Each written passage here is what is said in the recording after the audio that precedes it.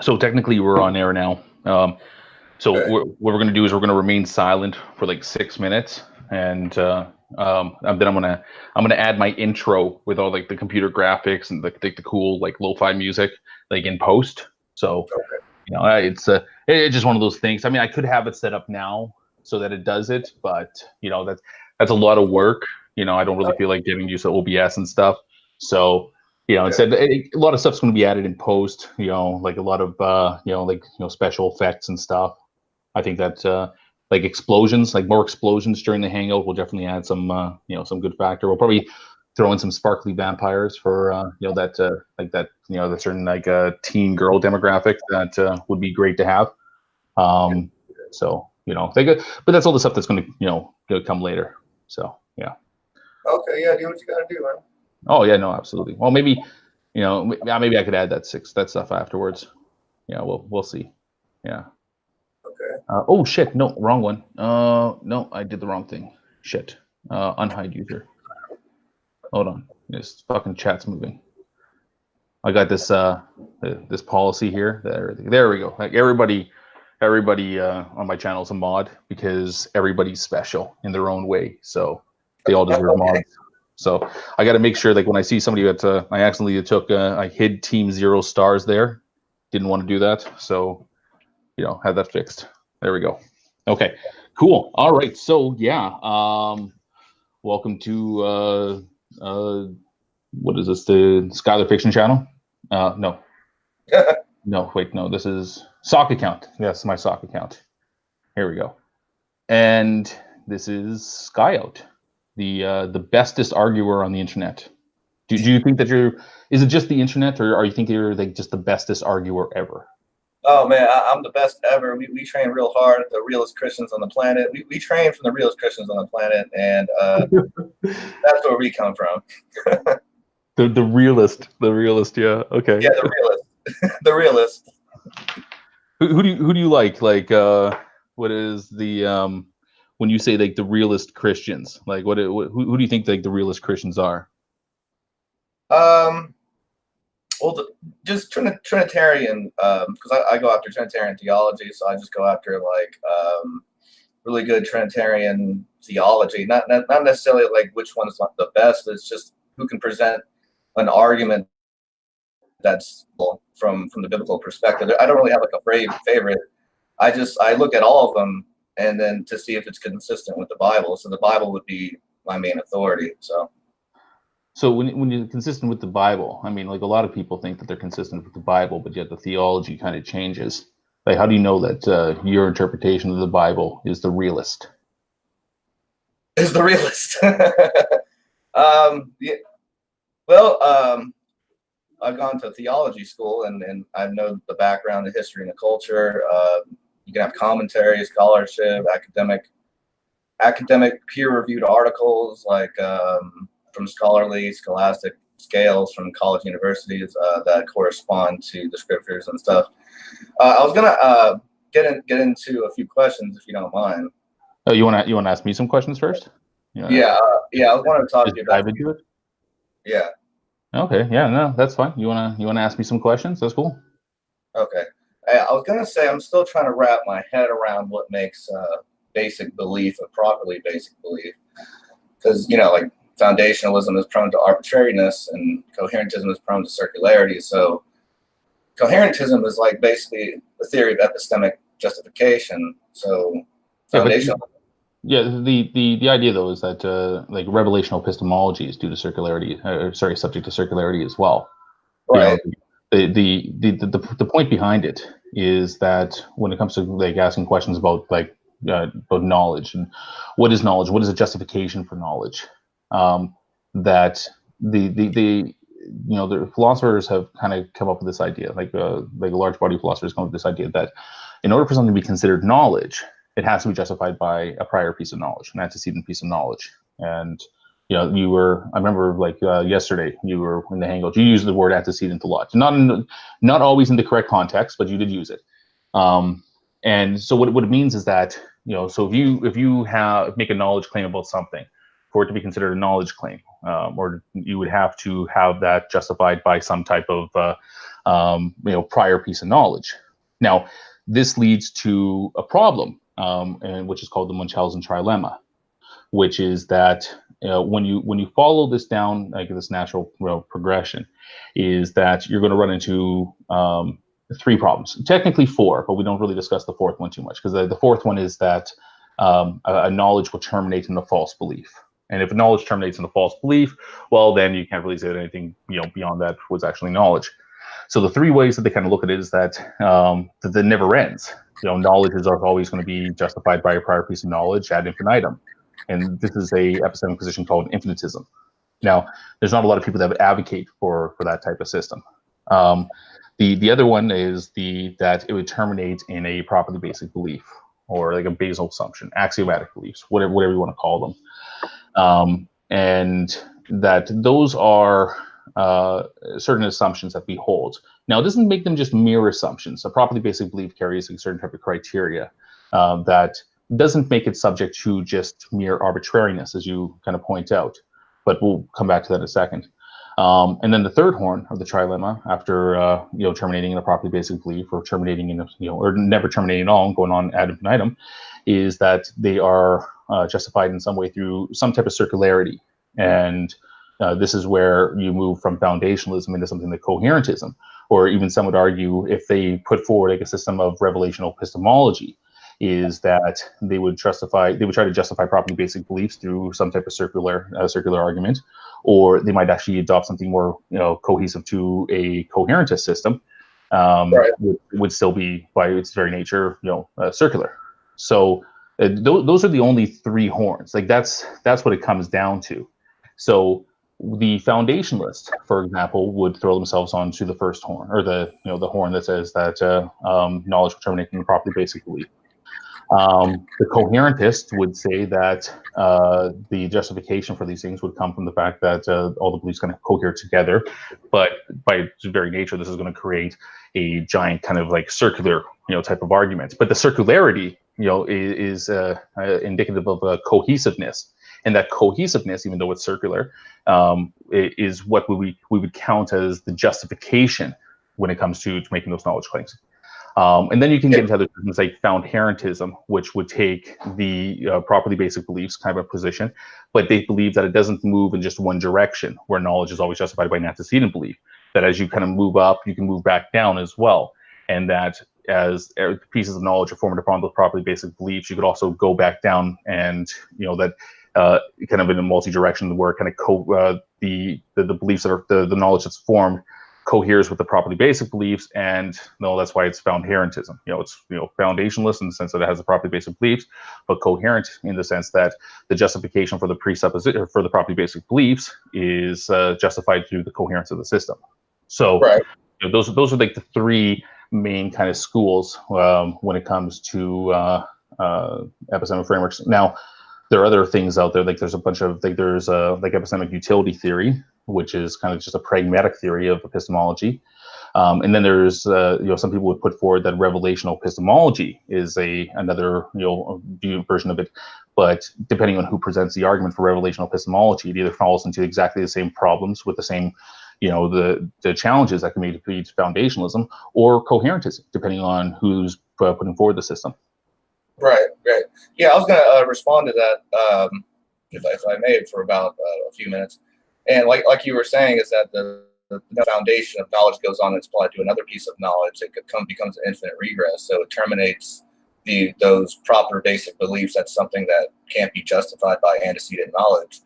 So what we were talking about was the circular argument of proper basic belief can be justified by itself by a circular way, like coherentism. And the foundational viewpoint changes to a proper basic belief, but that's also a problem with the Munchausen dilemma, like you said, with the presuppositional apologetics. If it starts out with foundationalism and proper basic beliefs, if you say something, it must be based on some antecedent knowledge. But why the exception about proper basic beliefs? So this becomes a problem in itself for foundationalists to start out with assumptions.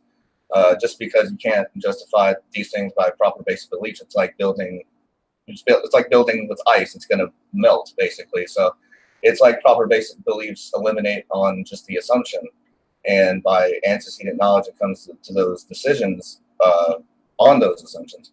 So I can't see on those antecedent knowledge and proper basic belief that make God cohere to a sort of set of beliefs that say that you don't believe in God. So so I do understand that. And I was going to say that what a basic belief is, a non-inferential belief, which makes a basic belief proper, is warrant. So a warranted belief is a belief which is produced by cognitive faculties, like you're functioning properly in a congenial epistemic environment, basically. So according to like the design plan that's successfully aimed at truth, so knowledge is justified true belief. We can count on justification, but I think with the justifications where we differ, even though we use the same terminology in our definition of knowledge. So our justification is different between us from knowledge. So what you use as your bedrock would be your senses. But basic belief would be proper as warrant. Like a warranted belief is a belief which is produced by your cognitive faculties, which is functioning properly in its congenial epistemic environment. So the senses is the bedrock of your senses. So it's possible that your senses can be invalid. So if it's possible you have invalid senses and you can't come to logical conclusions, also becomes a problem. Because people can say they can start off with their axioms or senses, but it's possible that their senses are invalid. And I don't know what version of justification you're using to support that senses that could be possible that your senses are invalid, which makes a basic belief proper when it's warranted. It has to be warranted, so the belief has to be produced by your cognitive faculties, which would be functioning properly in a congenial epistemic environment. But there's a problem with that because your senses and your knowledge could be deceived through your senses because it's possible your senses are invalid.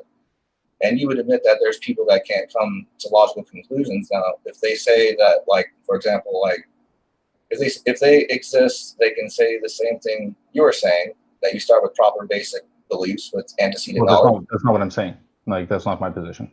Like, okay, I do apologize about that. But any person can say that if they have a proper basic beliefs with antecedent knowledge or justification of it, and they come to every conclusion, that would also be false because there wouldn't be a foundation. It would still be based on the senses, which could be invalid. At that point, I know what you're reading off of, and I know like the directions you're going. The problem is that you haven't proposed a system that actually avoids this problem as well. Because what you're talking about is the difference between the reality of the outside world and your ability to process that information from the outside world. So if we would wanted to stick to like a definition of truth that's widely accepted by a lot of people, not universal, but widely accepted as like a correspondence theory of truth, is that there's a reality exists in some form, and when we define something as being true, we're defining that for something to be true, that there is some aspect of some state of affairs in reality in which that belief in that truth maps to. Okay, so if you think that something is true, you're basically saying that there's a state of affairs that exists in reality that I think is true. That I think is correct. Well, do you think that's a problem though? Because wouldn't your proper basic beliefs eliminate on an assumption by the antecedent knowledge? I don't have properly basic beliefs. Like I don't hold to that epistemic framework. So when you say that, it just really doesn't make sense to me. But the issue that you're bringing up here is that, so let's say that there's a standard that exists out there for truth, and that truth is reality. Okay, so a reality exists that exists outside of your external, outside of your mind, and then you have access to this reality through your senses, your ability to perceive it. Now, everything that exists outside of your mind. So, take for example the Bible. Does the Bible exist outside of your mind? My knowledge comes to me. It's not about knowledge. I'm asking about the Bible itself. The Bible and the words that are written on that page. You're obviously not born with this inherent knowledge of this. If you would, you'd be able to repeat all Scripture. You'd be born with the knowledge of all Scripture in your mind. So the basic statement that the Bible is something that exists external of your mind, is that true or false? Let me just please respond. I would say God comes to me the same way it comes to you. Okay, Scout, you don't have to. This right here, this is not a difficult question, because the Bible either exists as something that is completely innate to your mind. As in the physical form of the Bible that exists out in the reality doesn't need to exist if it's already something that's inherently born, that's a concept within your mind. There are certain things that are internal to your mind. So when I say that, does the Bible exist as the concept, the words on paper, do those things exist outside of your mind, or are those things that are innately that are just built into your pre-programming in your belief that you can recite off the top of your head without having to reference the Bible at all? And so the fact that there's no physical Bible copies of the Bible that exist in the world, you would still have knowledge of that Bible. Okay, can I please respond to that? Well, you could respond with either yes, the Bible exists outside of my mind. I'm trying to, man. Okay. So when you're done, is your answer going to be yes or no? I'm trying to answer. It's both. The answer is both. Can I please explain? The answer is not both. Okay, because if the answer was both, that would mean that there's no need for a physical copy of the Bible that exists out in the world. It would just be innate knowledge that you were just born with. It is inherent to your very nature of your being. But no, the Bible exists as an external entity, external concept outside of you. It's not something that is built into you. Okay, I can respond to that if you let me talk. Okay. I was going to say the knowledge of God comes to me the same way it comes to you. God reveals to us innately outside of our senses and reason. Okay, very good. Stop there. I'm not done. That's the only point that we're getting to right now. Okay. Okay. So when you say that it's something that exists innately outside of your mind, in order for you to process any knowledge about that Bible or any type of revelation that comes out of there, you're still going to run into the same problem, that your senses are going to have to be in application in order to perceive any type of knowledge or revelation that's going to be coming from that text, from that scripture. Okay. Yeah. So if you're presenting your main challenge that to any type of system that would have to assume the reliability of their senses, well, the issue is that if you're putting forward a foundationalist type of system as well, and then that's what you have to do in order before you can get to the stage where you can interpret the special revelation that's coming from God. The first thing you have to do is assume that your senses are reliable in such a way that you can process that information. You have to make the same type of assumptions that your memory is accurate. You have to make the pretty basic belief that your memory is reliable enough that when you read the contents of that Bible today, that tomorrow it's going to be that your memory is reliable enough that you remember what that content was the previous day. Now, these are properly basic beliefs that you have to appeal to in order for you to even get to the stage of bringing up any type of revelational epistemology. So the very single problem that you brought up beforehand, where you're talking about the antecedent knowledge that isn't present when trying to justify a properly basic belief, because by definition, properly basic beliefs don't have any antecedent knowledge, you are saying that your very own system that relies on you having the senses and to interpret the Bible, to understand the Bible, the memory to rely on the Bible, the properly basic belief that an external world exists where the Bible is an entity that exists outside of it, that these are all properly basic beliefs that you cannot justify before you even get to the position where you put forward your system of revelational epistemology. So right there, full stop, period. The criteria that you have that you try to put on anybody else for their foundational beliefs, you automatically fall into the same criteria, the same problems. That if you think that this is a problem for any type of foundationalist framework, unless you want to propose something else, or you want to adopt like a system of like coherentism or something else that I do, that you are in exactly the same problem that you think that everybody else is. Okay, you talked like three.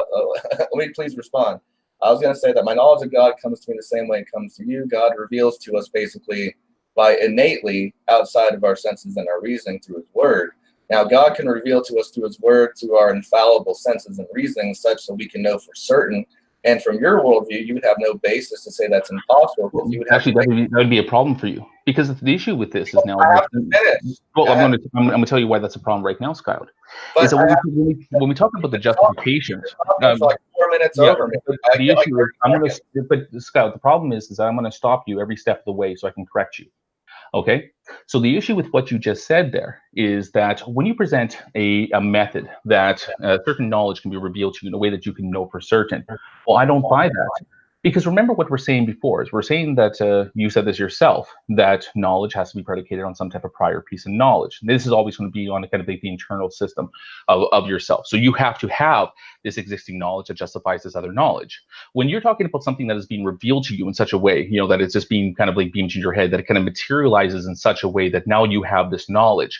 The one thing that's absent from that is the antecedent knowledge. When something just appears inside your head, there's no antecedent knowledge, which therefore would mean that that piece of information that you have is not justified, because it was your very own definition that you laid out at the beginning, that knowledge has to be justified by some antecedent piece of knowledge. Anything that just materializes in your head without a prior piece of knowledge that existed prior, that existed in your head prior to this, would therefore mean that any type of knowledge that just magically appears in your head without that antecedent piece of knowledge would therefore be not considered knowledge. So by your very that's not true, because but your very definition of what the justification for knowledge is, by saying that has to be based on the antecedent piece of knowledge, is violated by the very system that you're trying to put out there.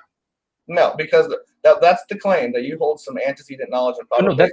No, that's based on your definition of what the knowledge is. We're only evaluating your system right now, and your system seems to be, well, not consistent with the same type of criteria that you want to apply to other people, but you can't actually apply in your own situation. You have to allow me to speak. I mean, I'm trying to explain, and you keep cutting me off every time I say like a few words. So I'm trying to say, basically, through our God exists innately outside of our senses and our reasoning through His Word. And is it through His Word that our infallible senses of reason such we can know for certain? And for your worldview, you would have no basis to say that. The only way that you can say this is if all of a sudden that you've just changed what the justification for knowledge is. Remember, it was you that started off this conversation that basically agreed and stated forth, especially last night in the conversation, that all knowledge has to be justified by an antecedent piece of knowledge that either terminates, and we get to the Munchausen trilemma again, terminates in a property basic belief, or is justified through some type of circular notion. When you're talking about some type of knowledge that is revealed to you in such a way that you can know for certain, you're putting forward a system that knowledge can now all of a sudden appear without any antecedent knowledge, which is a direct violation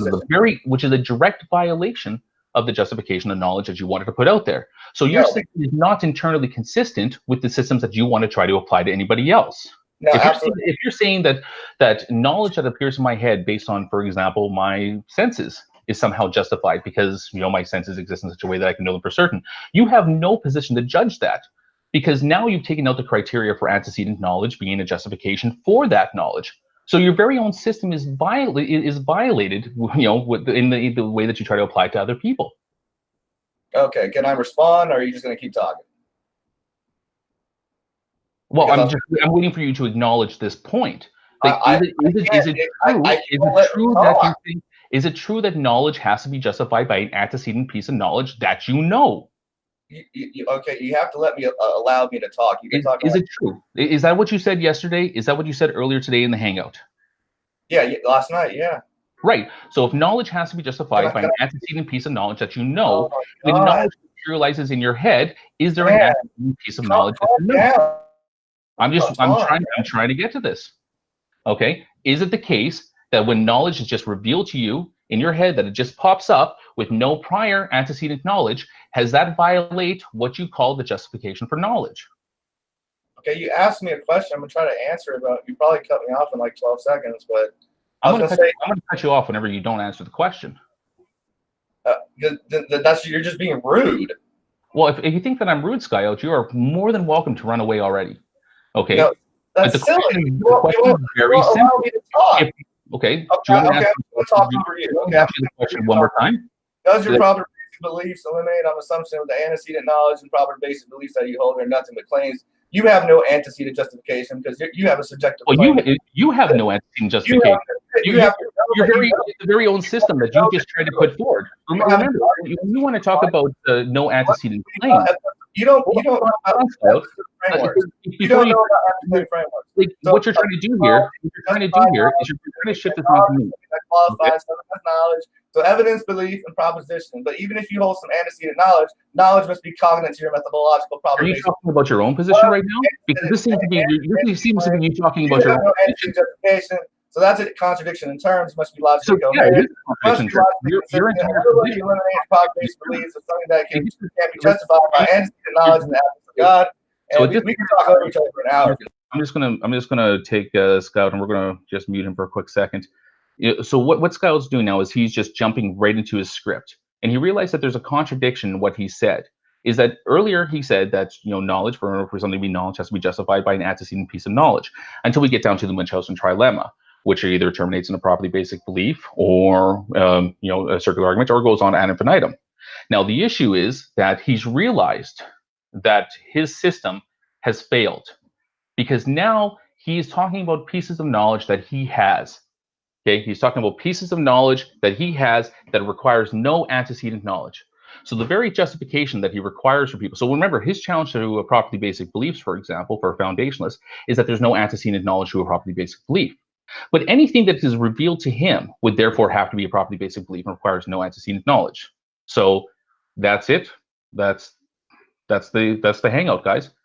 You know, I would like for Skyout to be a little bit more reasonable next time. I'm just going to eject him right now because I don't think that really needs to have much more of a conversation than that. But yeah, like that's the problem with his system. And I think that people realize this now, like that when you hold his feet to the fire, when he puts out a certain standard that he's required of other people, and then in the very same next breath violates what he expects from other people, well, that's just a contradiction that he's holding to right now. And that's why, you know, like if Skyout ever wants to come back and address that, then, you know, I'd be more than happy to have the conversation with him. But that's it. I hope people are entertained with how quickly a presuppositional apologist falls apart when you actually put a proper critique of the system. And I'm going to what I'm going to do is I'm going to end this hangout, and then I am going to start up a new one. And if anybody wants a link, message me in Discord. External chat's going to be up, and we'll come in and we can talk about how much fun this was. Okay, thanks for tuning in, guys.